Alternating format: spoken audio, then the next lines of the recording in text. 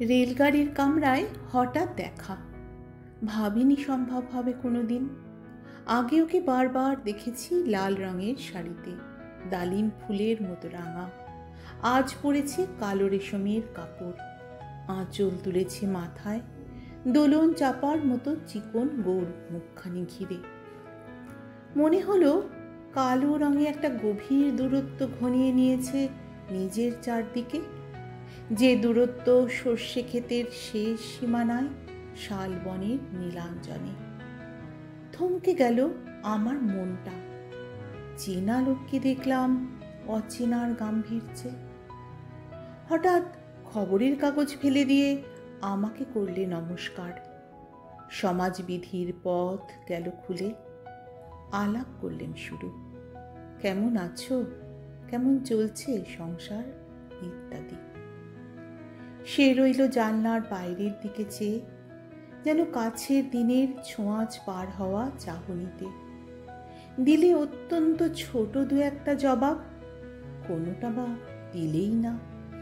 বুঝিয়ে দিলে হাতের অস্থিরতায়, কেন এসব কথা, এর চেয়ে অনেক ভালো চুপ করে থাকা। আমি ছিলাম অন্য বেঞ্চিতে ওর সাথীদের সঙ্গে। একসময় আঙুল নেড়ে জানালে কাছে আসতে, মনে হলো কম সাহস নয়। বসলুম ওর সঙ্গে এক বেঞ্চিতে। গাড়ির আওয়াজের আড়ালে বললে মৃদু স্বরে, কিছু মনে করো না, সময় কোথা সময় নষ্ট করবার। আমাকে নামতে হবে পরের স্টেশনে, দূরে যাবে তুমি, দেখা হবে না আর কোনো দিনই।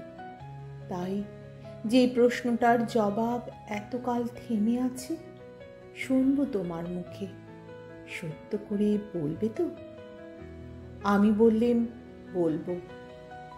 বাইরের আকাশের দিকে তাকিয়েই শুধলো, আমাদের গেছে যেদিন একেবারেই কি গেছে, কিছুই কি নেই বাকি। একটুকু রইলেন চুপ করে, তারপর বললেন, রাতের সব তারাই আছে দিনের আলোর গভীরে। খটকা লাগলো, কি জানি বানিয়ে বললাম নাকি। ও বললে, থাক, এখন ওদিকে যাও। সবাই নেমে গেল পরের স্টেশনে, আমি চললেম।